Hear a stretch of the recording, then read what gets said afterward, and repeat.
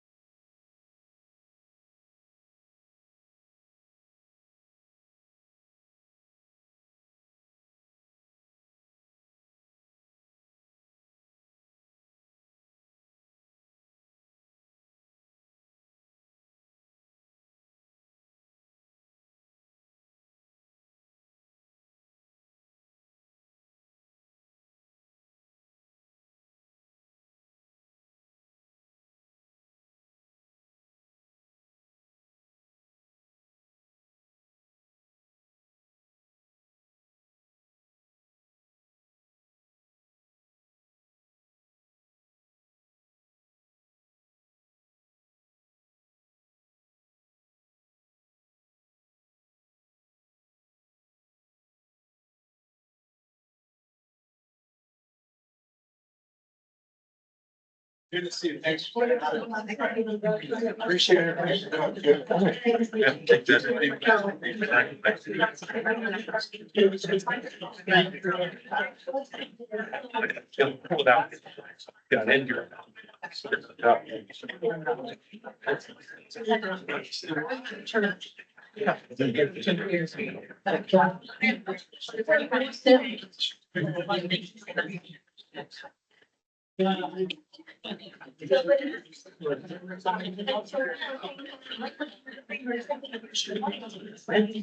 Business Council President's Tour is Wednesday, June 25th, 2025 at 6:30 PM, and I call this council meeting to order.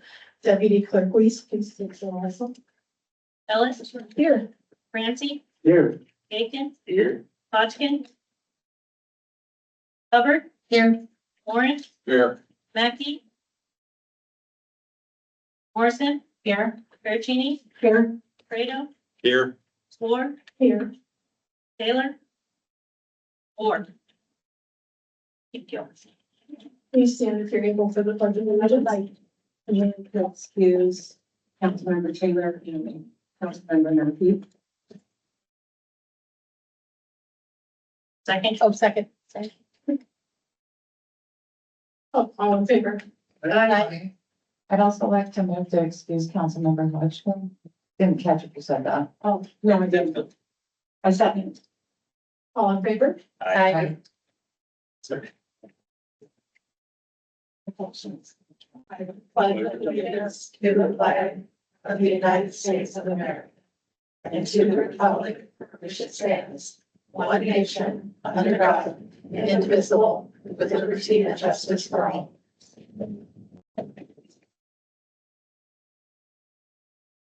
At this time, we will take nominations to appoint a council president for the town. I'd like to nominate Josh Francie. Second.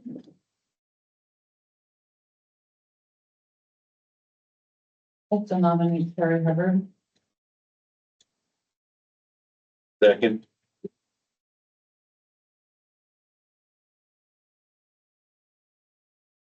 Any other nominations? I'd like to nominate Casey Morrison. Second.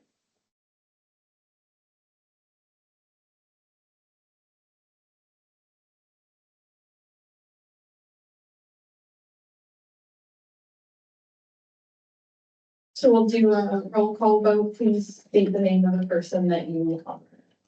For council president for town. Ellis. Hubbard. Francie. Hubbard. Aiken. Hubbard. Hubbard. Morrison. Lawrence. Morrison. Morrison. Hubbard. Pericini. Francie. Fredo. Francie. Ward. Francie. And that's 4 for Hubbard, 3 for Francie, 2 for Morrison. Hubbard will be our president pro tem. Who's that president for town? You, for the approval of the agenda. Oh, do I have your cheat sheet? I don't. It's under. Okay. I move for approval of the consent agenda, including minutes from June 11th, 2025, accounts payable and payroll in the amount of $1,011,333.82, including check numbers 26,270 through 26,271, 89,975 through 90125, and wires 1881 through 1884. Second. There's been a motion and a second to approve the agenda. Any discussion? All in favor? Aye. Any opposed? Motion carries. So just for correction, that was the consent agenda that was just approved. Can we also have a motion to approve the regular agenda? Move to approve. Second. Any discussion? All in favor? Aye. Motion carries. And first up on the agenda, we have a presentation from the Port of Grace Harbor.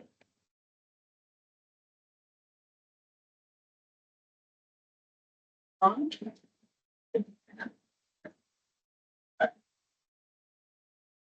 Now you're on.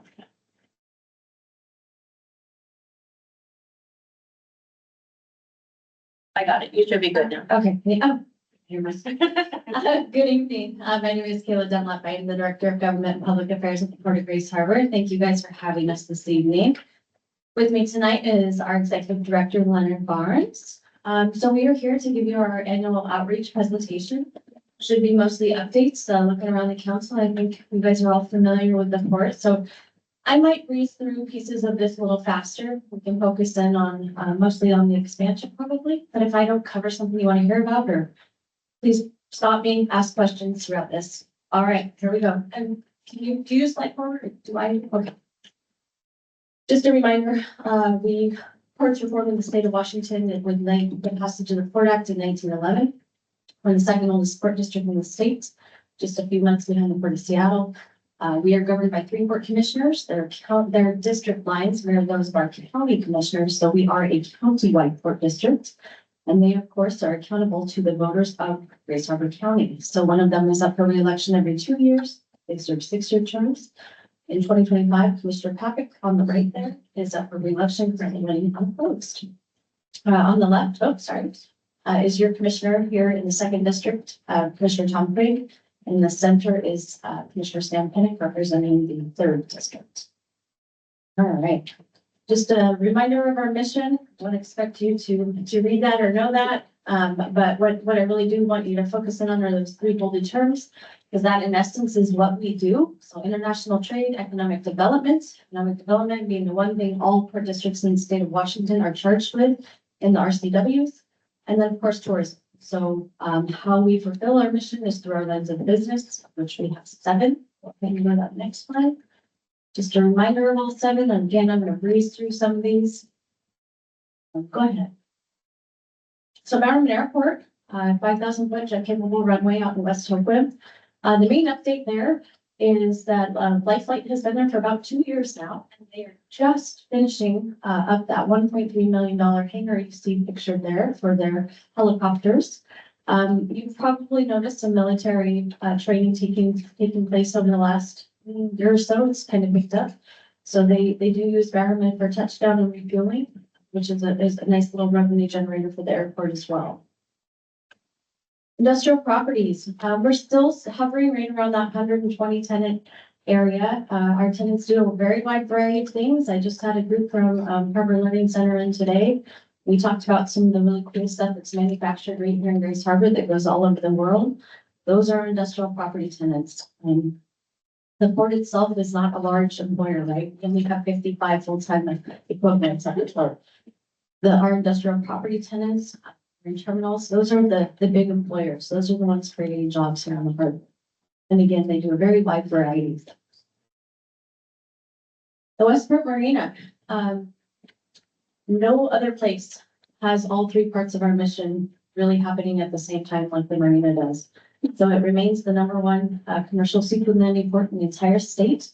Also ranks number 12 in the nation for both value and volume of seafood landed. So a community of about 2,500 people ranking like that is incredible. They are sending seafood to more than 85 countries around the world, thanks to our 5 major seafood processors out there. And it's just a very, very busy place. It will be even busier if you go out there this weekend because it will be cheaper. So if you want to see it really busy, go check it out. Next slide. I think that, yeah. So again, just a snapshot of those 85 countries and growing every year for sure. One more slide, I think. Yep. So what's really taking a lot of our time now is with our very big project for the expansion.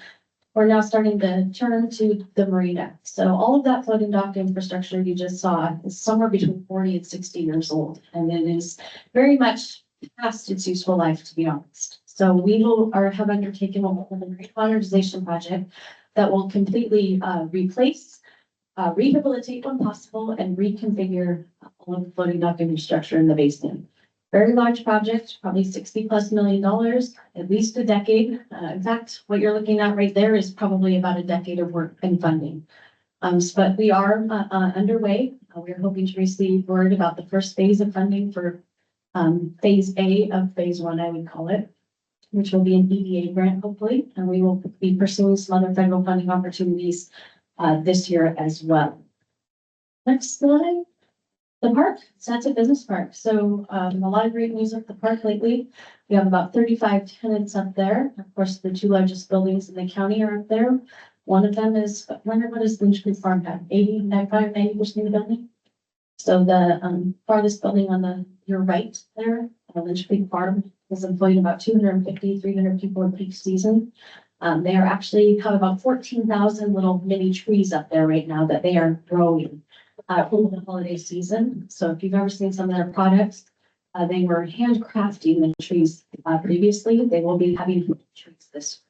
So check for that when the holiday season rolls around. We're excited for them. Just some other key things about the park. We have some obviously very large and unique assets up there, which are well poised to attract some renewable energy users probably. So we've already been looked at for green hydrogen. There's a lot of other discussions going on, but the park has a lot of potential in that area. Last fall, we brought in about 1,100 students from 5 counties for a tri-trade event that was wildly successful. Several Grace Harbor districts participated. This year's event is likely going to be bigger. I know there were several districts that didn't get to bring the number of students they wanted, so they are planning for a bigger and better event already, and that will take place in October. Go ahead next slide. Yeah, so Friends Landing, just a reminder, Friends Landing became a line of business for us in the Mall of 14 because providing public access and waterfront access is something that's always been important to the commission, but it has a revenue source out of Friends Landing with the RV and tent camping facilities. So if you've never been out there, it is absolutely worth the drive. There's just that you can walk around Lake Quig. You have access to both the Shameless River and Lake Quig. We're making improvements to the boat launch parking area, which is just off that picture. There will be a new pickleball court going in just above the play area you see there, and several other improvements planned over the years. So if you haven't been, check it out. Just an example of some of the other opportunities to get down to the waterfront. Obviously, several out at Westport, Fisherman's Boardwalk. The other thing I would note about Westport is every dock we have is accessible to the public. So you are able to go out there with your family, drop crab pots, go fishing, or up in Puget Sound. There's probably no way you're getting out on the public dock anyway. So we are happy to provide that. It's really important mission that we have that access. 28th Street Boat Launch there. Oh, sorry. And then Sterling Landing is also a facility of the most. All right, so marine terminals. We tend to save this one for last because it is by far our largest line of business. So as a reminder, we operate 4 deep water terminals with 5 berths. As you can see in that chart, those are our operating revenues. The red line is our marine terminals and piloting services combined, which is more than 80% of our operating revenues. Go ahead and go to that next slide. So it's hard to see without my pointer, but Terminal 3 is out at the top of that photo in West Hopewood. If you go one more slide. Yeah, I did include it. So here's a photo of Terminal 3 out in West Hopewood. Willis Enterprises currently exporting wood chips. They had a record year last year. They are on pace to beat that record again this year. And if you've heard about PNWRE, Pacific Northwest Renewable Energy, approximately where that box is where they are looking to site $230 million pellet manufacturing and export facility. They bring about 55, 60 family wage jobs. That is currently held up, we'll call it, in the appeals process and litigation. But we would really much like to see that investment in the city and those jobs created.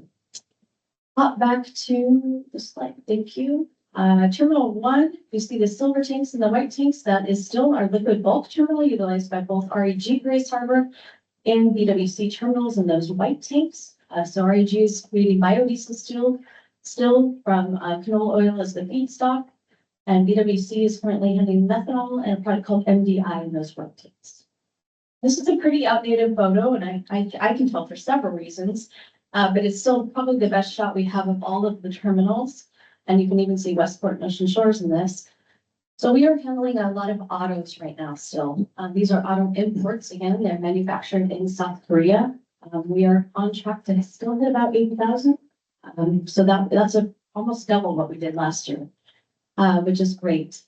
We are currently not handling logs, and that was by design. When this expansion started, we knew it was going to be incredibly difficult, if not impossible, to handle logs at T4 while we were making the upgrades to the dock. So they officially went away about 3 months ago or so.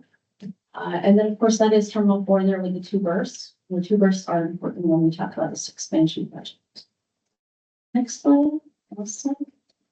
Just a reminder of the diversification of the cargoes that's taken place over the last 15 years or so. Liquid bulks, MDI, methanol, feedstocks coming in, canola oil, soybean oil, glycerin's a byproduct of creating biodiesel. So all of those are happening multimodally, I would add. Terminal 1, truck, rail, and vessel. The number one product we handle is soy meal. A lot of soy meal. In fact, we're the number one exporter of meal on the West Coast and quite possibly in the US. When T4 comes online, it will be no contest for sure. The autos we talked about, and then the wood chips, and then as logs were kind of trickling down, that is exactly how we were handling them. We were putting them into containers that were going up to the port of Toronto to be exported to China. It's not happening, but we very much intend to handle logs in the future.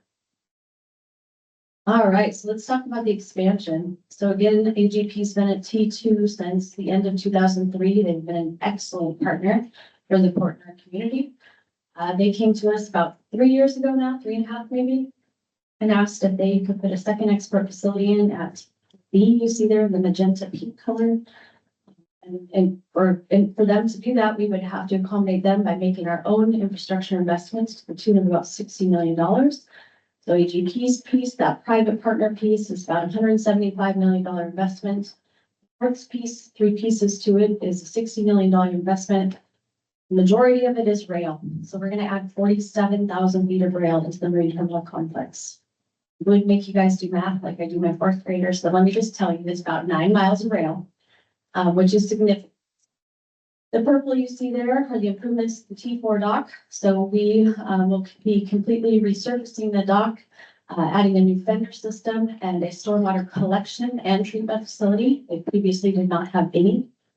The yellow you see there, that is the former pontoon 520 casting basin. The ports have that property since 2018. It's just been sitting. So we are very eager to put it back into productive use.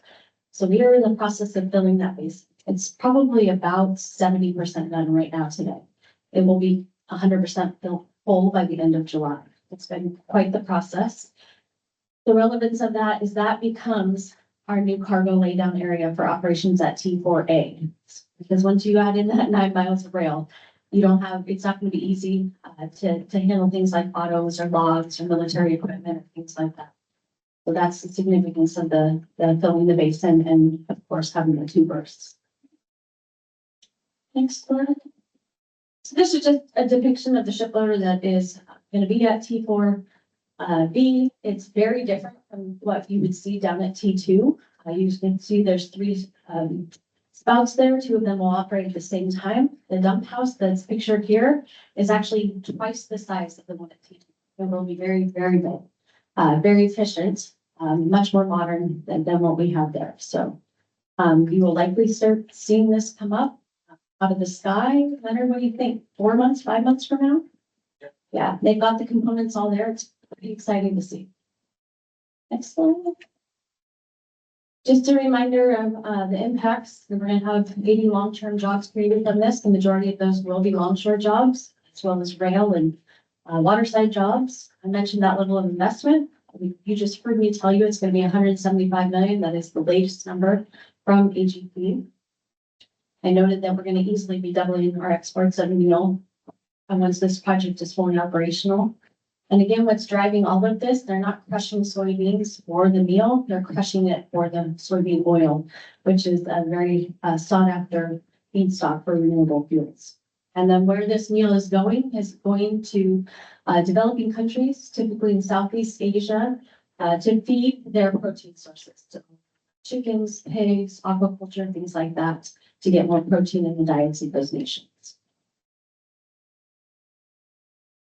So our last line of business, but definitely should not be overlooked because we wouldn't, if we didn't have the terminals, we wouldn't have these guys as our pilot services. So we are the only port in the state that directly employs our pilots. They're licensed by the Washington State Board of Pilotage. We're direct employees of the port, just like Leonard and I. Currently have 3 full-time pilots, and we just started training our 4th because our senior pilot, pictured there on the left, faces mandatory retirement next November due to his age, no choice of his own. It's a rule. So we started training up that 4th pilot, knowing that our vessel traffic is going to very much increase when AGP's main facility comes on. Going on to the next, yep, I did. So pictured here is Ryan Campbell. We are very excited. He piloted tests every 2 years. It's a pretty big deal. It's a very, very hard test. He placed number 1 out of his entire group. So that means he gets to choose where he trains, and he chose Graceville. So not a single resident, tug captain for Graceville for 6 or so years and trained, went number 1 on his book. So we're excited to have him. And with that, we'd be happy to answer any questions if we didn't cover anything or anything you got. Yes, of course. Thank you for being here. It's always good to hear the updates, Always fun to be here. and it sounds like the landscape is going to be changing pretty dramatically in the next few months. 2 questions are the rail improvements happening at a pace that will keep up with all the other terminal projects?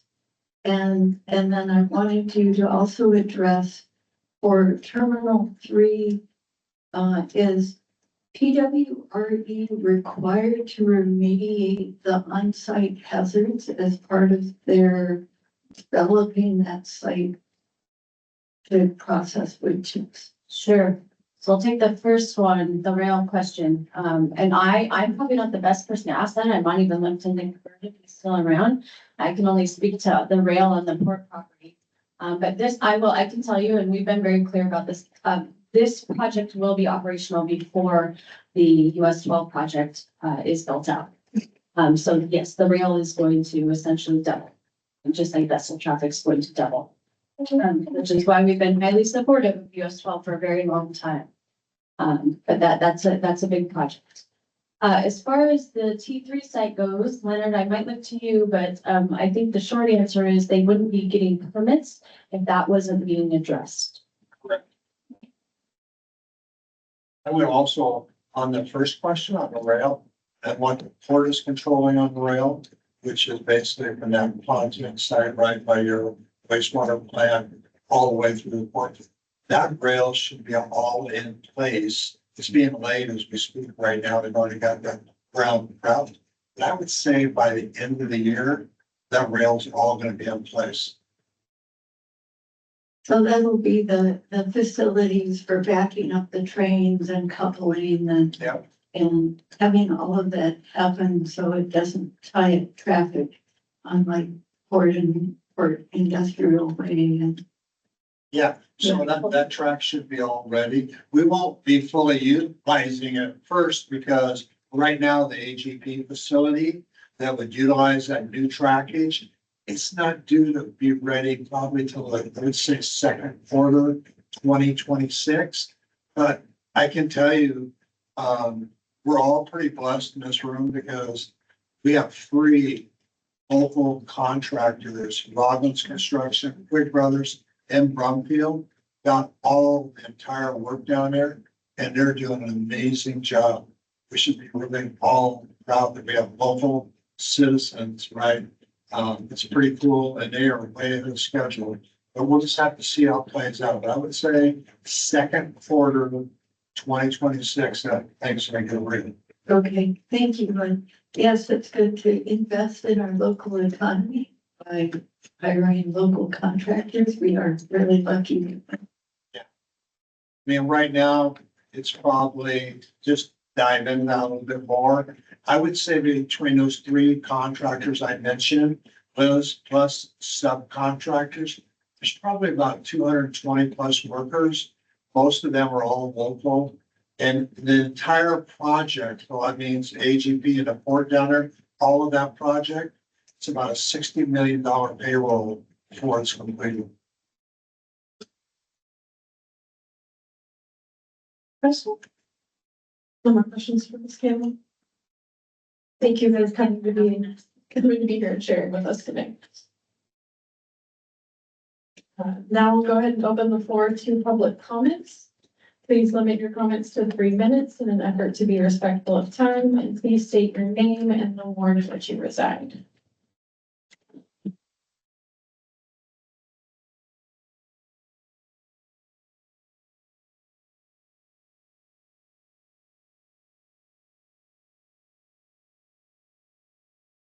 Us Bolton, Ward 4. I know you guys are being asked tonight to approve the new sign for the bridge. And when you drive into town, there's a sign that says, like Aberdeen, come as you are. The new sign design actually provides less information than that. We can do so much better. And I get that we went through a process. Sometimes you gotta stop and think, is this really, what, should we be conveying the message? Who we are? Come visit us. And I get Facebook isn't anything official, but there's some cool designs that come up on Facebook that are visually engaging and educational.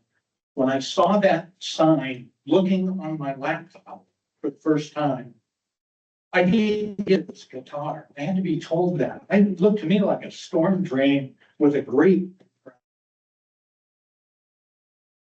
People are driving 35 miles an hour over that bridge. You have an opportunity to educate them.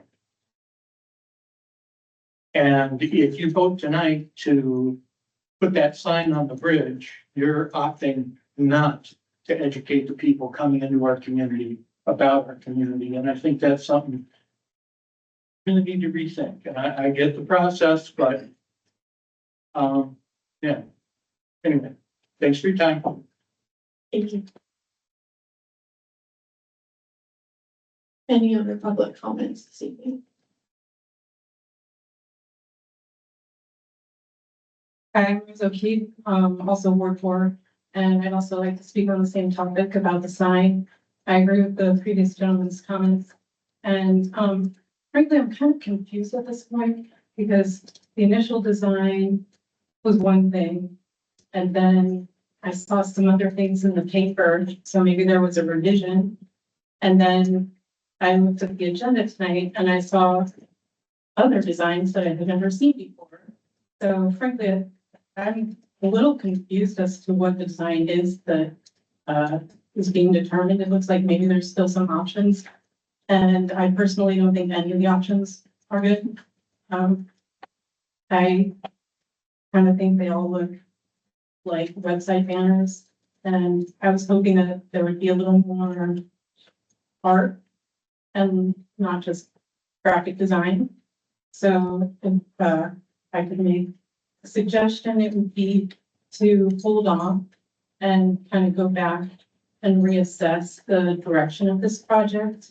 I'm not entirely educated on the process, but I recall that there was an RFP and that the Arts Council selected an artist who I'm presuming is the producer of all these designs, but I probably am unclear about that. So anyway, I just don't like that anymore.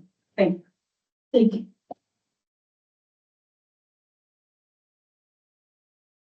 Sandra Small, Ward 3. I too wanted to comment on the sign situation. I agree with both of the previous speakers. I just would like to say that I saw all the comments on the Facebook posts in our Aberdeen 98520 Facebook page, and the vast majority of the people did not like the sign, did not like the option. I strongly believe that this should be tabled until there's a way that the people can vote on a sign that is not just several different options for the same artist. I do not believe that the artist that you picked was I able to deliver something that all of the people in Aberdeen would truly appreciate. So, thank you very much. Thank you.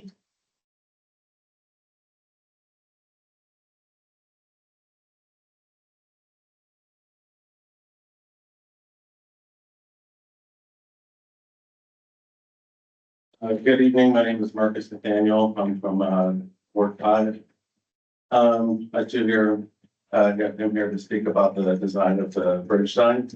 I'm an employee over at C&D Sound Electric, and we I know we were a little late on what we had submitted, but kind of put a design out for people to kind of take a look at and see what they thought about it around the community.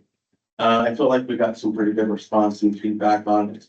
I also saw some of the other designs and appreciate that other artists in the community wanted to do something great for this community, update the sign there. And I was wondering, would it be okay if I presented what my artists that are, we're not allowed to do that? Okay, no worries, I just figured I would ask. But in regards to what she said too, maybe tabling it to get some different input on what would be up there. And our company is local, as we talked about earlier with the Roglins and Brumfield and all of them, being a local contractor to do something like that as well. So us at C&D Sound Electric would just like the opportunity to have our design presented to the community and be seen. Thank you. Thank you.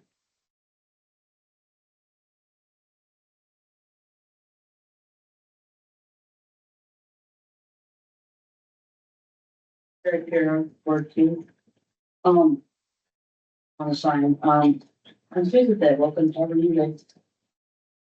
And my thought was to have a reader board, and people are pulling into town, looking at me, have a reader board, what's going on in town, so they'll stop it.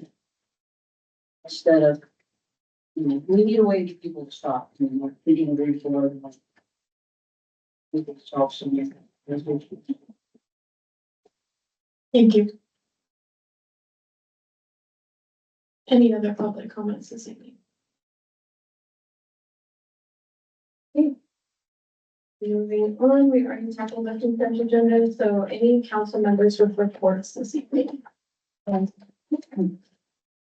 for public safety, the Aberdeen Fire Department received a $50,000 grant from AG Processing Plant, the soybean processing plant down the porch. And Chief Golding says he can probably find some really good uses for that money. But I think we need to be really grateful to the processing plant for giving back to the community. And then for the fireworks sales start July 1st through July 4th from 9 a.m. to 11 p.m. And only common fireworks are allowed. And we have 3 fireworks stands so far for 2025. And then fireworks should end on July 4th from 9 a.m. to 12 midnight. And let's see, with the police department, we're doing interviews for a police services officer for next week for the one position that we have. And 2 police officer candidates are still in background. And we'll be hopefully completed in 3 weeks. And that's it.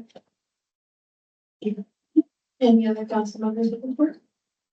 I took part in the museum collection committee today, and also was part of the cleaning up the Aberdeen's tenant. I want to say thank you to Stacy, Craig, Liz, Bobby, Betty, and the others who exhibited good citizenship and helped keep Aberdeen clean. Anyone else? Any directors with report tonight? Director Barton. Surprise. Get my presentation.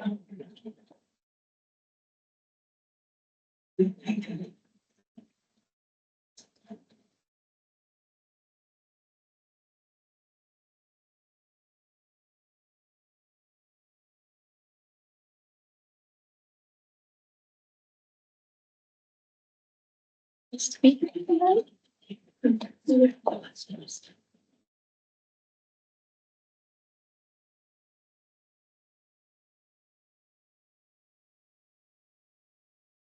You're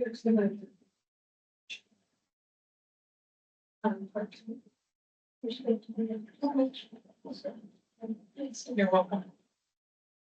All right, thank you. On the agenda tonight, I have two items. The first is a recommendation from the Lodging Tax Advisory Committee to award the Braze Harbor Conservation District for the farmers market a $7,500 grant. That's based on the Lodging Tax Advisory Committee meeting that was held on Thursday, June 12th.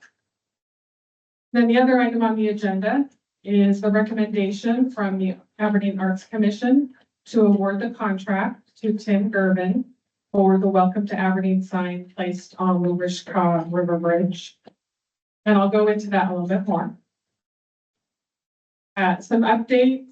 On July 1st, our Aberdeen will begin work on the mural, museum mural, that will be placed on the side of 118 West Wishkah by artist Jenny Fisher. And then on last Wednesday, the 18th, Aberdeen High School carpentry class began building our new score booth at the Bishop Athletic Complex Field B. We appreciate them. I went out there and visited the students today. They had enough students that they're also making us some helmet racks and bat racks for the dugouts. So we appreciate having them out there. It's cool to see the kids learning carpentry skills. And then some events that are coming up on 4th of July, we've got the Splash Festival at Morrison Riverfront Park. It starts at noon. On July 5th is the Founders Day Parade in downtown Aberdeen. On July 18th, the More Right Group is going to be doing a supply distribution event. And on July 26th, Plaza Grace Harbor is going to have a pub crawl in downtown Aberdeen. So for the Wishkah River Bridge sign, I've got up on the screen, on the left, the green one is the #1 selection from the online survey. And then on the right is the recommendation from the Aberdeen Arts Commission. And I wanted to point out that we do have 4 members from the Arts Commission here tonight. We have John Cooper, Sylvia Dickerson, Carol Cohen, and Lee Bacon. And I want to thank them all for coming tonight. They are volunteers that are appointed to our Arts Commission. And they have spent, if you count the first time we sent out the RFP, probably 18 months working on this project. And I would like to have Lee Bacon come up because I know that he would like to speak on behalf of the Arts Commission.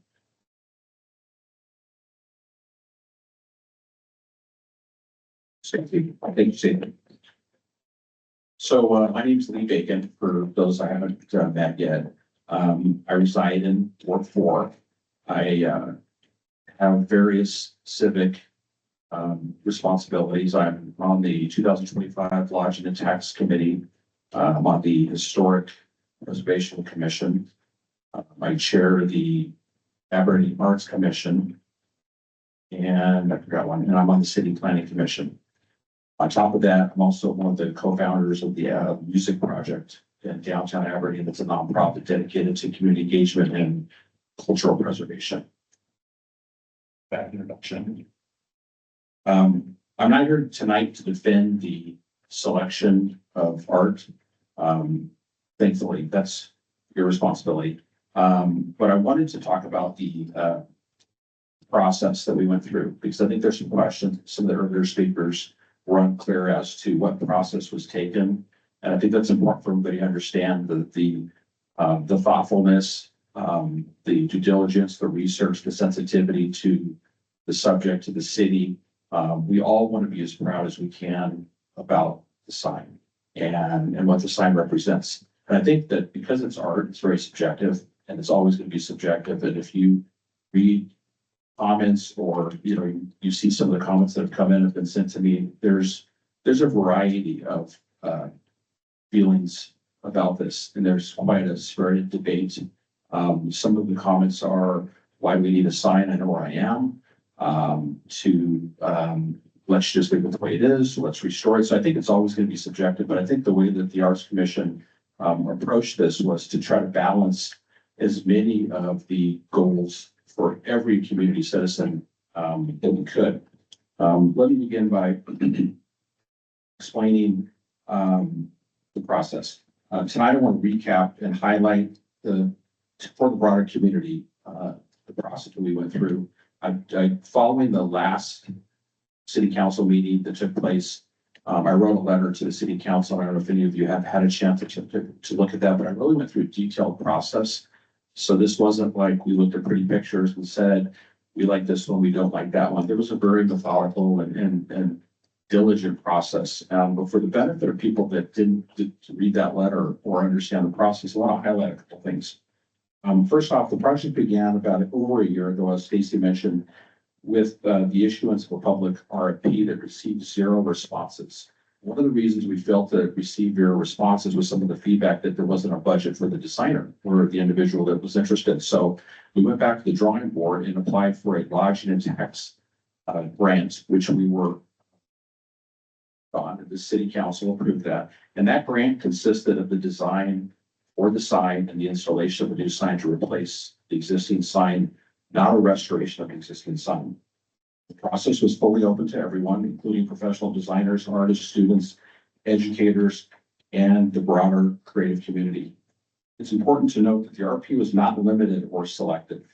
It was structured to be open and accessible. While some have asked why it didn't specifically recruit schools or individuals or designers, it's important to clarify that we do not have the authority to handpick or directly assign projects. Our role as the commission is to offer the opportunity fairly and publicly. We cannot compel participation by any party, individual or firm. An individual or entity must elect to participate. What this basically means is you need to understand that the RFP exists and you need to go apply for it like the existing applicants did. An individual or entity must elect to participate and work through the existing public notice channel and submission process, just as the existing applicants did.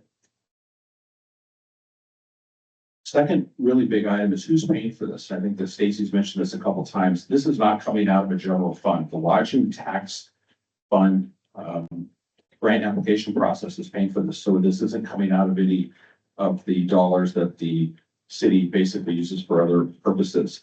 The grant funding request for both the design and physical replacement of the sign was approved, specifically called for new design and not a restoration. The existing sign has, for clarity, exceeded its lifespan. So regardless of the direction of the new design or restoring the existing sign, it's beyond its lifespan. It needs to be addressed. Excuse me. The project by the commission has been guided by that intent to replace the outdated sign with a new design that reflects the evolving identity of Aberdeen. So let's talk about communication. All meetings that the Arts Commission have conducted have been open and public. They're open to attendance. They're structured to allow for public comment and feedback, and the public is always welcome to attend. However, since this project began about a year and a half ago, we've received 0 public comments, 0 public attendance, or any input at any point in time regarding the meetings or about this feedback. In person or in writing, other than inquiries regarding the second RFP and some questions relative to that process. But up until that point, the process was approved by the city council, and we had no feedback from anybody regarding involvement or what they would like to see on the sign. In addition, the city council representative is designated to serve as a liaison to the Arts Commission and has consistently been invited to attend meetings. During the course of 2024, representative attendance during the meetings was rare, fortunately. However, all meeting agendas and minutes were publicly posted and accessible, not only to the assigned council member, but to every interested party on this council and to the general public. To keep the project moving in a positive direction, the commission operated in good faith under the understanding that this information was available, transparent, and open for review at any time, as to not freeze the progress of this project due to the absence of any representative or a member. Basically, we wanted to keep this thing going. We weren't going to stop because somebody wasn't there. Given the open process, the lack of public opposition or concern throughout the process, and the council's prior approval of both funding and direction, from the Arts Commission's perspective, the process has been transparent, publicly accessible throughout, and thoughtfully managed from the beginning. We appreciate the community's investment on how Aberdeen is represented. We welcome continued dialogue. And it's important to recognize that this project followed a proper public and council support process. The design is the product of the process that reflects the commission's best effort to serve the city with integrity and professionalism. Thank you. Questions? Stacy or me? You. Lee, could you talk a bit about the criteria that you used to select the artwork that you did? Regarding the applications for the second RFP? Yeah. Yeah, there's criteria that was included in the letter that we submitted, we shared with the council. And it's based on the response to the RFP. The original RFP went through several criteria, addressing cultural sensitivity, historical legacy, the music representation, the overall history of the city, the seaport. You know, we put this long list together, and I think an earlier comment was, let's get people to stop in town. You know, I think Les's comment was, let's educate the people. You know, it's an interesting conversation to have, because when we started the visual aesthetic criteria, there's, let's say, 10 or 15 really compelling reasons to stop in Aberdeen, but 14 of those may not be compelling to you. You know, one of those may be compelling to the seaport. I just happen to say the seaport. I know the seaport is one of your passion projects. But forestry products or fishing may be compelling to somebody else. So we really felt it would need to be balanced. The visual aesthetics needed to represent some level of balance. And that's one of the reasons the current selection and recommendation from the Art Commission was picked, is we felt it created a level of balance without overweighting one of those criteria. The RFP criteria talked about the artists. It was weighted and ranked based on the artist's experience in past project potentially, but not ruled them out if they didn't have any experience, which opened the door to students, amateur designers, anybody that was interested in creating a submission. Ability to communicate, visuals, identity, contrast. Yeah, I went through the whole criteria, and basically we ranked those items and then came up with a category of 100 points. And then from that point, we shortlisted the selections down to 3 that we felt were, aligned with the RFP. Then we went through the process again, and we shortlisted down to the individual artist, Tim Gerwin Design. And we felt did the best job of addressing that criteria based on the ranking. Any other questions? When you went back to the artist to ask them to refine their design, was there much discussion about perhaps tweaking the design just by changing the font? And I ask that because that roundy font doesn't tie in with the other signage that people see coming into town. Which version are you referring to? The welcome to Aberdeen with the blue background and the yellow font. Yeah, this particular artist did an admirable job of putting a package together with mock-ups and visual representations. And I think their team had 8 or 9 different versions. So we shortlisted, it was almost a ranking and then a sub-ranking. So what you're seeing here is a partial of actually what they submitted. They had with the icons, without the icons, various colored backgrounds, various colored font selections. And I think what we did on the second, if I recall, is we actually modified the icons of the font. That's one thing we did. And then we didn't blend the two, did we? So, here. Yeah, I forget. We did those 2 modifications that we did. We modified the icons, and then I think we selected the color. Yeah, the color selection was the other thing that we did. We narrowed it down from the green to the blue. As far as modifying, that was a conversation that we had regarding all the submissions, is to pick an artist that we felt had a strong package and then, open the dialogue with them to see how that could be adapted properly based on what the final outcome needed to be. And that applies to slogans, icons, backgrounds, images, basically everything.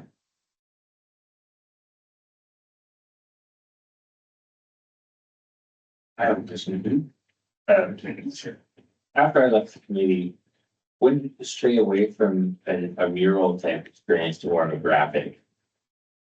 Remember we discussed whether we wanted some of the imagery with it as well, and then there was. When did it go from being an artistic project to a graphic design? I don't think that the RFP never specified it must be artistic. It basically had criteria. It was written specifically with criteria that said, the intent should represent cultural representation, historical representation, maritime representation. I went down this category. So we never specified the type of media, the type of art and visuals. We let the artist come back, and we didn't want to dictate that. We wanted the artist to come back with their product and show us what they had, because some of the submissions were very artistic and are very artistic, and they're very creative. So if you can look at them that way, this particular selection has a more visual wayfinding feel. But if you look at some of the submissions that are in the package, you'll see that some of them are a lot more free flowing artistic.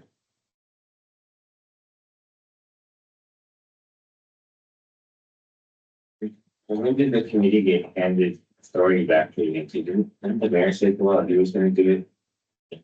Maybe there's sort of getting involved anymore? If I recall, the mayor submitted an application or a design that was considered, but it didn't make the shortlist. So that's what I thought this one. Oh.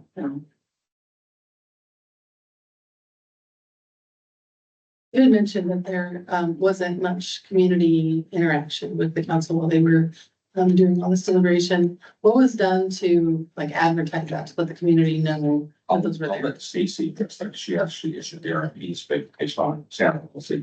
Any more questions for me? Thank you. Thank you. Thank you, Lee.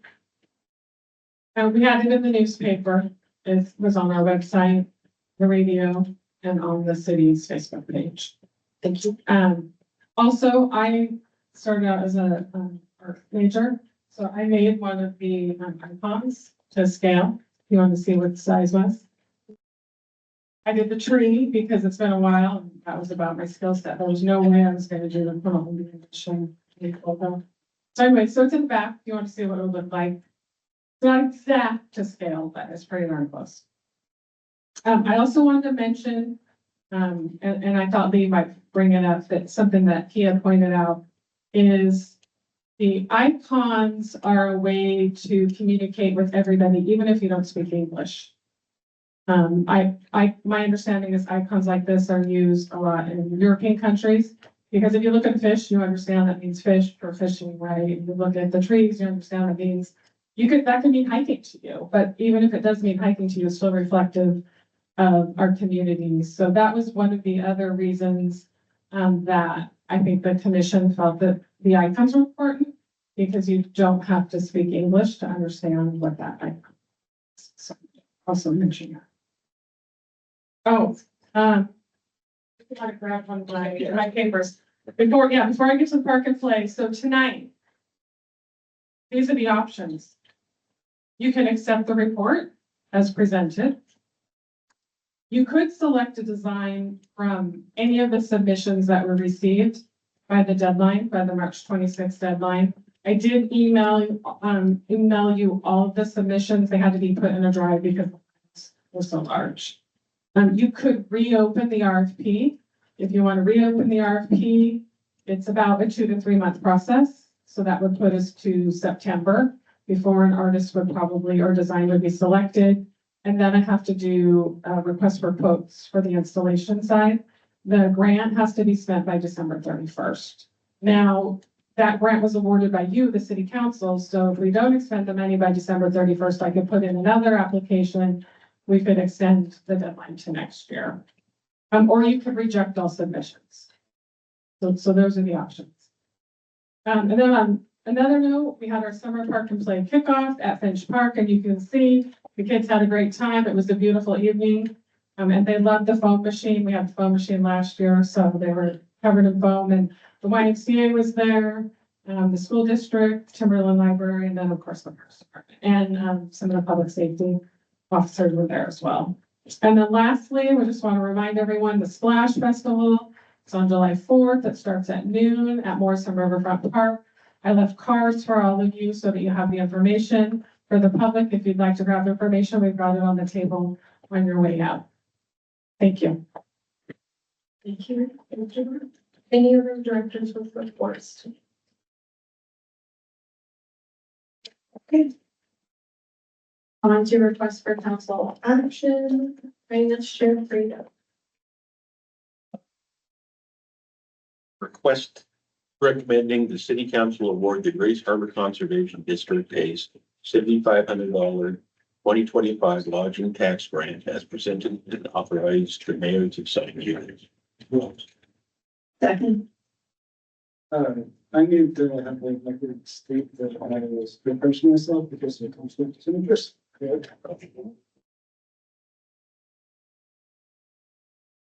There's been a motion and a second to approve the request. Any discussion? I have one quick question, and Councilmember Fredo, I'm sorry, could you use your microphone, because I could barely hear you? I did have a question. I know that the Grace Harbor Conservation District had requested $15,000. I was just curious what the process and discussion was that whittled it down to 7,500. Basically, we've started out at 15,000. We decided that, well, the group decided that, they might have a hard time spending that much since the, market has already started, so we decided to cut it down to 7,500. And then we would revisit it next year. That makes any sense. Okay, thank you. And this for, live entertainment of various sorts. Sure. Thank you. Any other discussion? All in favor? Aye. Any opposed? Motion carries.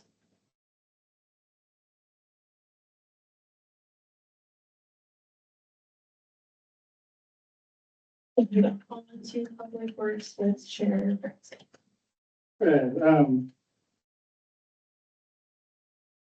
Just first, let's start with the committee report. Some of the projects the public works crews are working on are fixing the wastewater treatment plant, putting in sidewalks along Simpson and Silver, and replacing the Market Street sidewalks. And on to our business. We've got a request recommending the city council authorize the release of up to $1 million previously dedicated North Shore Levy reserve funds for the reimbursement of funds formerly spent on parcels purchased, allowing the properties to be rented until construction and or sold outright if circumstances dictate. I move that we accept this report. Second. There's been a motion and a second to approve the request. Is there any discussion?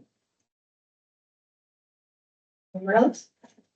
Yeah, I think it's important to point out with this that, there are two houses that have been acquired by the city already. And that this represents a bookkeeping decision. Will the city go forward with earmarking the purchase as a general fund purchase, which allows the city to rent out those homes or down the road, sell them and to someone who can move them to a new site? Or, as the council approved those funds many years ago as grant match, and And if we use general fund, those expenditures are no longer considered grant match. If we treat this as grant match, then because of the nature of the state funded grant, we can't rent those homes out, and it's not clear if they could be sold to someone who can move them and relocate them. So there's that question. In committee, we talked about if the general fund is used to make these purchases and the homes are rented out, would the money from the rent support cover the cost of managing those rentals? And at this time, a budget hasn't been put together that pencils that out. But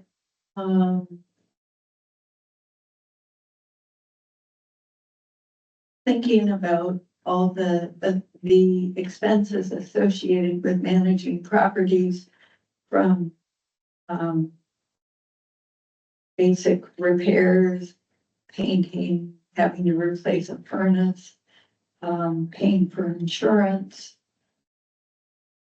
Those things add up, and it wouldn't be too surprising if this, going the route of treating this as a general fund expenditure, it means that potentially for the next 5 years, assuming we do get the levy funding and the project can move forward, that's 5 years of further general fund money that will be necessary to keep these properties up, that we just need to be aware of as we're looking to cut 1.6, either cut 1.6 million or raise 1.6 million, so that we've got a viable budget for next year.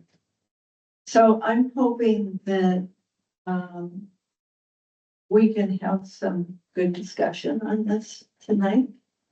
A decision doesn't have to be made right now today. Just so long as we make that decision before like November, December, so that grant work can be filled out and other budgeting can be. Nick, you might have good answers. What's the genesis of this? Where did this idea come from?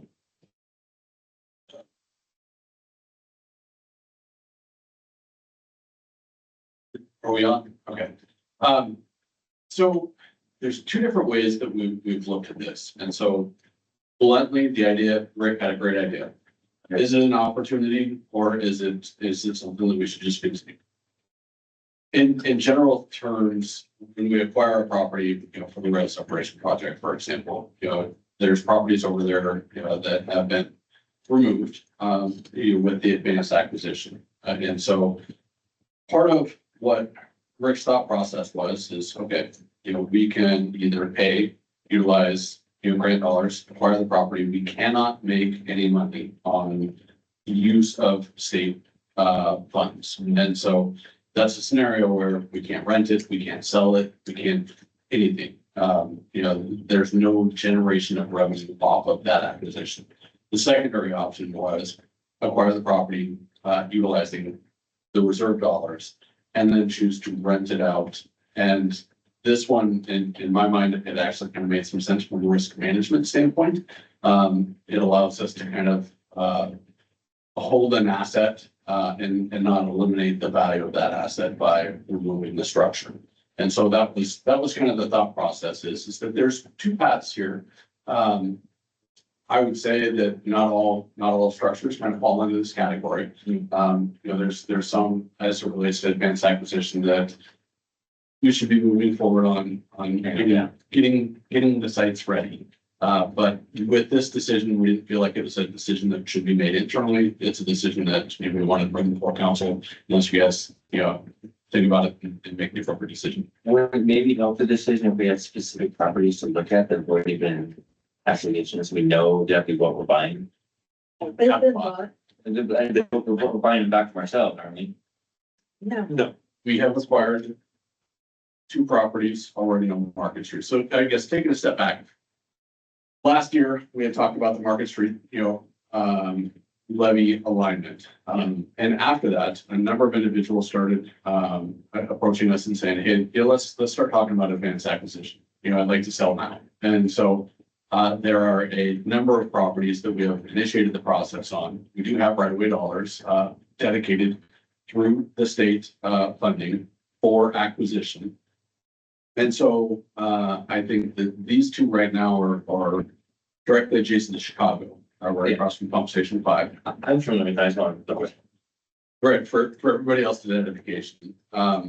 There are a number of properties that are currently in the process of closing right now. And like I said, we do have grant dollars that we can utilize for that, but that does have limitations. And so knowing that we have had $7 million set aside for the project, that was the thought process, which option. When did we break ground on this 27? Well, April 4th was a bad day for our office.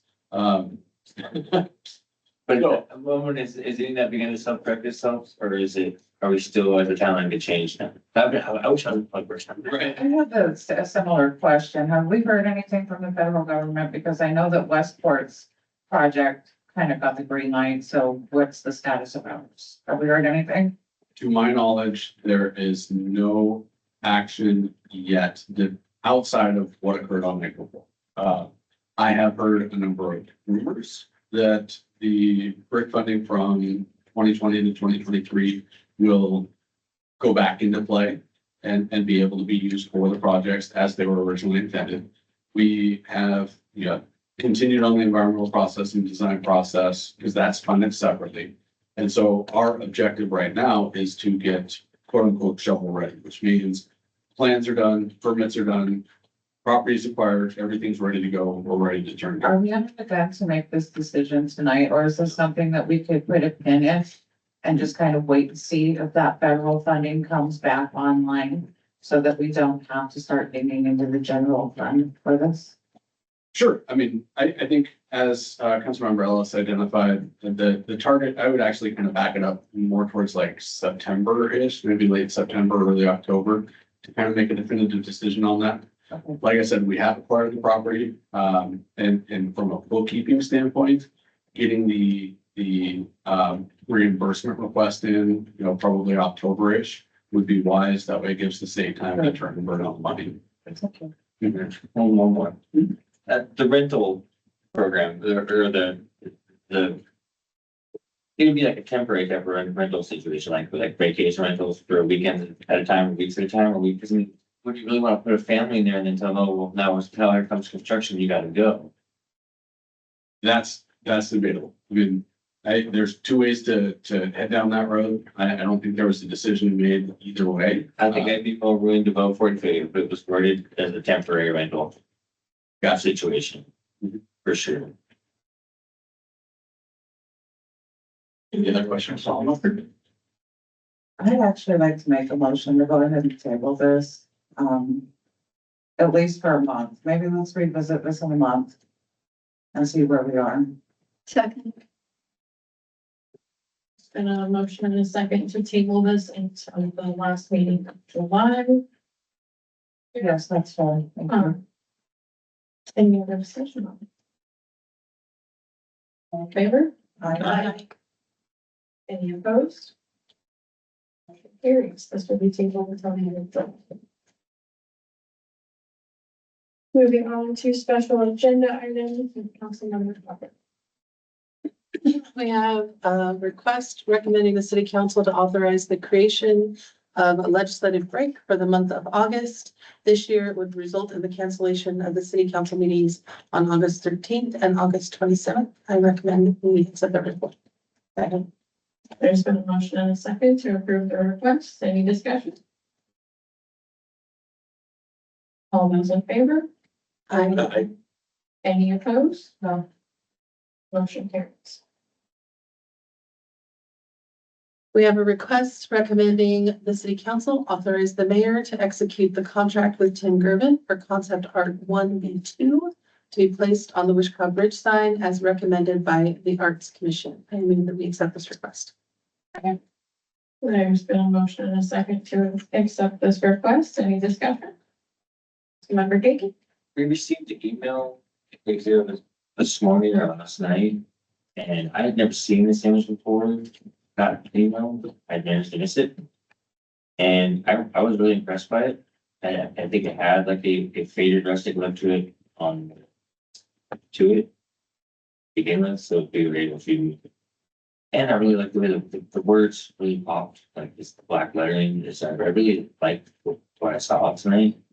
And it kind of really took the steam out of anything I would have voted for after seeing that. I'd like to see something more artistic. I'd like us to, as much as I hate to say it to other committees, I know they've been doing this for a long time. I was on the committee previously. But I really think that this needs to be sent back and just there's so much attention to the city. It's all. Councilmember Morrison? I just wanted to put it out there for the benefit of the public and noted for the record that I did send mayor, council and staff a lengthy email today with about 30 pages worth of public comments that were garnered from social media, as well as links to various other places and for a petition that was done. I have received so much feedback and other designs that unfortunately they missed that RFP process. And it's just a shame because there's so much artistic creativity in our community. And I mean, I almost want to say open up that RFP again for people to submit, but then like Councilmember Gaten, when we had those other designs shared with us, there were some there that were very impressive. They really knocked my socks off. And it's just, I just don't think that this is a decision that we can make tonight. And I know that that's hard. I know that the Arts Commission worked incredibly hard on this. And Mr. Garvin, the artist, he's got an exemplary, very impressive resume. In fact, he did the very iconic South Dakota logo. Yeah, I mean, his resume is very impressive. Unfortunately, the designs that were shown are just missing the mark with the public. And I think, you know, we want to rebuild that trust with the public. We need to take their opinions a bit to heart. And you know, it breaks my heart because I know how passionate the Arts Commission is. I know that they're all volunteers.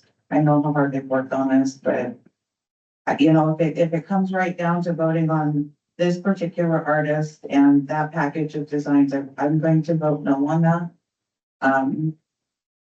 I would personally like to see that RFP process open back up. I've just had too many people want to see how like a refresh of what's up there. I know that we can't fix the sign that's up there. I understand that, but to do like just a redesign of what's there. Or I saw one of the finalists Simply Designs.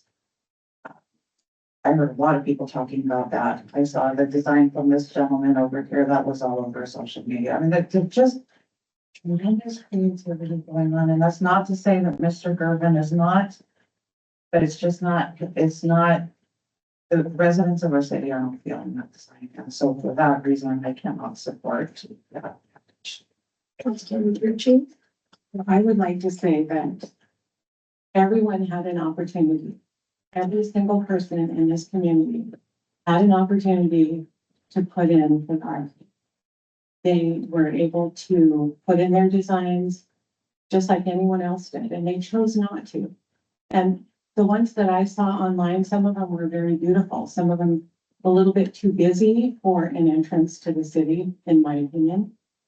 I've been with the Arts Committee and just a couple meetings. So I haven't worked on it for months and months and months like they have, but they went through every single detail, item by item, and things were sent back to the artist to redo. Like, well, we would like to see it in, you know, blue and gold in Aberdeen's colors. And they were willing to work with us and to redo these. And then finally it got narrowed down to this last one, which does tell you what our city's about. And it has a little secret, you know, your little guitar in the background. And that's big once you realize what it is. And it's kind of a slap in the face to all the people who did work on it. And the people who did answer the RFP, who were on the ball. That's like, I don't know, I just feel like it's very disrespectful to them. And to the people who worked on the committee. And I will definitely vote yes. I have to agree with, Councilmember, Parasine. We've got an awful lot of comments for, against, and just others hate everything about it. So I think we have, well, I personally plan on voting on the artwork presented. I don't see enough in there to change my opinion. If that makes any sense. Not the clearest speaker, I know. I want to start by thanking the Arts Commission. If I didn't know before how much work they had put into it, we certainly have had that shown to us this evening. And I agree with both viewpoints that before, both can be true, that we do want to respect the artists, we do want to respect the time of the Arts Commission. However, that does not change the fact that this design is not resonating with our community. And the community was given plenty of opportunity to participate. Stacy made it very clear that it was very heavily advertised and the community did not choose to be part of that process. But when we put out this survey kind of at the last minute, and we didn't advertise it a whole lot, we got 498 responses in just a few days. So maybe if we revisit the RFP and we open it back up and we involve the community in more surveys like this, then they can feel like they have a little bit more of a voice.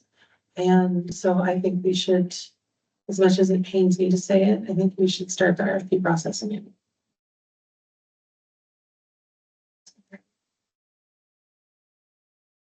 I'm not particularly smitten by what's being presented. And yet our council approved the RFP, approved the process. And I feel like I'm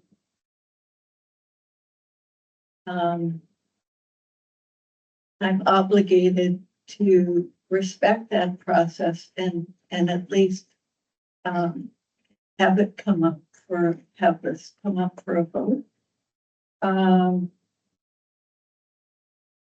If we were to vote this down and essentially send the process back to the Arts Commission to reissue an RFP, what will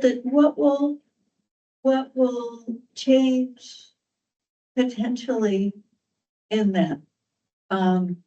What if the Arts Commission then comes back with another recommendation that perhaps it reads that it doesn't resonate with the public, that there's not a great deal of buy-in, or it's conflicted, then what do we do? And can we avoid that by changing the process somewhat to require, as part of the selection process, that there's all the submissions go out for a public survey to get some feedback on, and then the Arts Commission can utilize that input as part of their decision making. I think we need. That's a fabulous idea. That's the way I There's envision not the a lot of community. responses from the poll that was done. But the overwhelming thing I kept hearing from people was that they either they chose not to vote because they didn't make the choices. They thought it was just a rehash of the same thing. But they weren't really excited about what they were voting on. What I kept hearing as well is that people wanted to, we really wanted to see all the submissions from all the groups. And so I think, we as council could do, this is a failure on our part. I mean, I take this personally. We need to be the ones engaging with the public and say, hey, these are the options. This is how you apply for the RFP. Keep them involved every step of the way, hold their hand, because let's just face it, we know we have to do that. People are very busy, but I think your idea is a good one. And have that kind of baked into the RFP, that public engagement piece. I think that would be wonderful.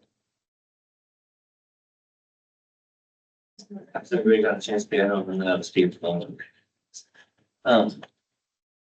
When I remember when we first started this, that we'd had several meetings with me, and I want to say we spent a good 12 to 16 hours discussing what we thought they are, just going into what we wanted to present to them for an RFP. And then it was, when we tried to email the mayor about it, the mayor's response was, I'll do it. So that was why I left the committee today, but I want to spend my time doing all these things, and that's when I said, oh, never mind all your work, and I'm gonna do it myself. Now let's come back to this, do commissioning. I had no idea if it hot potato, something that I would like the city to go back to the beginning and not have 5 people flipping the pancake in the pan before it gets to the people. Any other discussion?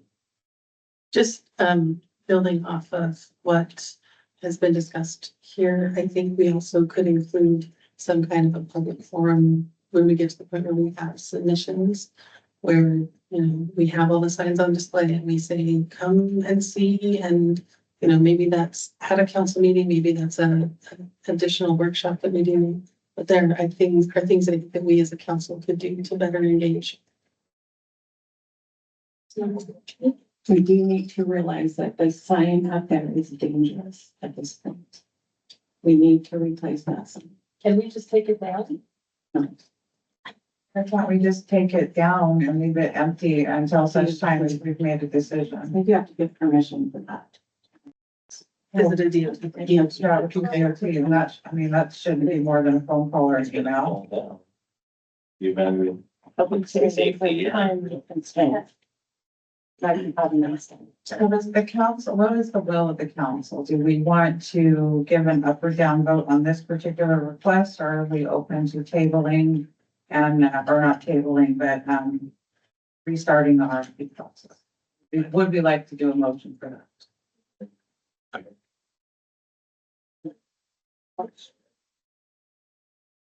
think we should give an up or down on this exact motion that's been presented, and depending on the outcome of it, I think it should do. That said, I'd like to request a roll call vote, please. Ellis,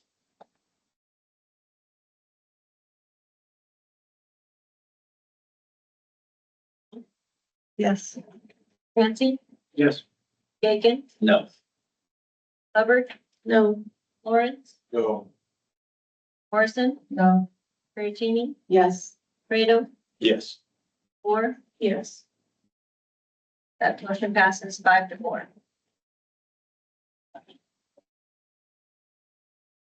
Brings us to the end of the request for council action, so we are back to public comments. I'll again open the floor for all public comments. Please limit your comments to 3 minutes in an effort to be respectful of time. And please state your name and your ward or city in which you reside. Darren Bates, Ward 2. Debbie, I hope you know what you just did. That sign is in my ward, and by the choices that you guys have, that is going to cause an accident big time. With Dutch Brothers having their promotions, the traffic already goes to Starbucks. Now you're going to have people try to figure out what this new sign is. You've added more accidents. Chief Green can attest to the traffic that is there. It goes all the way back down Wishcom. I hope you guys know what you just done. Thank you. Any other public comments?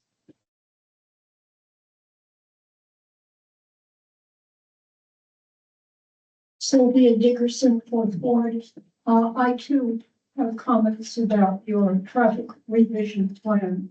I think it's going to be a disaster. It already is. I was out on Sunday when there was relatively little traffic on Market, and I could have been hit twice by people who just went right through the intersections as if they had right of way when they didn't. I really think that your electric bill would be less than a wrongful death suit. I think it's a big mistake. And we're going to see some very, very bad things. Thank you. A small word for me again, also about the traffic revision. I've lived here all my life and I feel like what wasn't broken should be fixed. And I saw someone run a blinking red light today because I just went right through it and it's supposed to be a stop sign now. And then today I accidentally ran. I pulled out in front of somebody who had a blinking yellow light because I was under the assumption that all of these new lights were four-way stop. And most of them are. The one right by the library has a yellow light, and maybe there's a couple more in the city that I haven't seen yet. But I pulled out in front of somebody today and I had a constant accident because I was under the assumption it was a four-way stop. So I think it's a terrible, terrible traffic report. Thank you.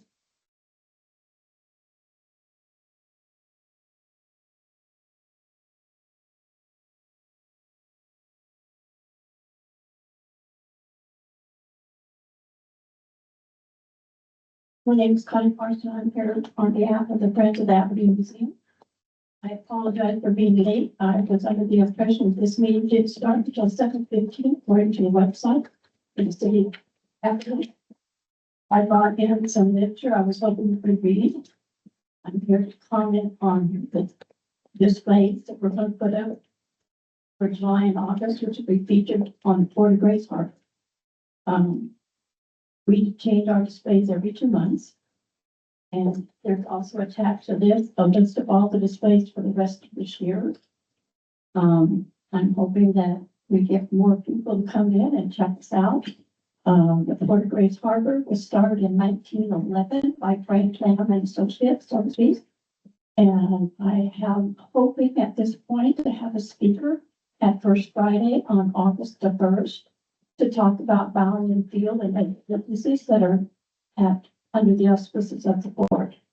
I've also been around and visited several of the local businesses to give artifacts and histories on the businesses that are now part of the Port of Grace Harbor. If any of you have any suggestions, I would love to hear from you.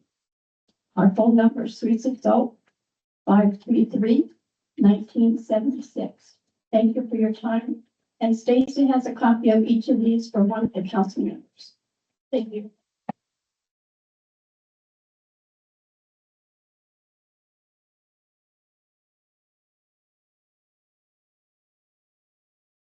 Marcus Nathaniel again, Ward 5. I just wanted to kind of piggyback off the comments of what Casey had said about putting some trust in the back of the community, back into the community. It seems as though what the community has to say doesn't matter. And I understand that you guys say that this went to an RFP, but it was put on the newspaper. How many residents in Grace Harbor get the newspaper? It was on the Art Commission's website. How many people know about that? It was not presented to the public in a fair way, in a just way. I understand that there was a long and lengthy process in order to get it where it's at.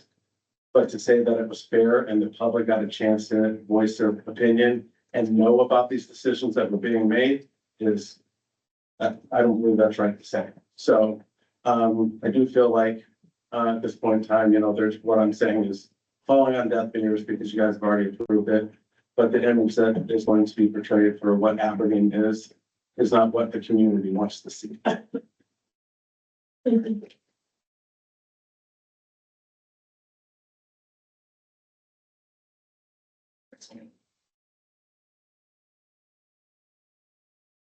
My name is John Cooper. I live up on 7 West. I don't know who's in charge of that area, but I'm a volunteer here with the city and I'm doing my part as a citizen to support our community. And I'm a new member on the Art Commission. Part of my interest in this process was to find the voice of the local community. And so I just felt like, you know, as I've lived here for about 3 years, that there was no real identity for Aberdeen. And I asked the question over and over again, so what is the identity of Aberdeen? And I wanted to thank those people that came out and spoke and let their voices be heard. I know that going back to the Art Commission on my part, I'm very much more interested in engaging the public and really learning more about Aberdeen and how we can integrate arts in defining who we are. And I also thank you for approving that. I feel like that was a vote in support of the work that we've done and collectively in coming up with the design that we did.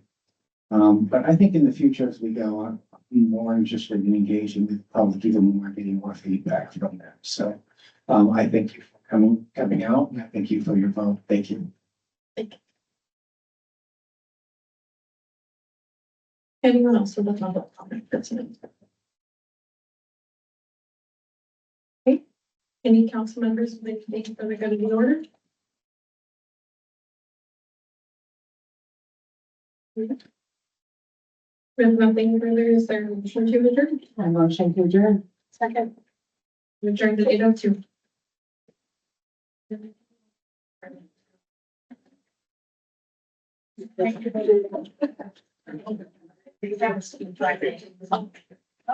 I'm gonna go. That's all I got. On the night of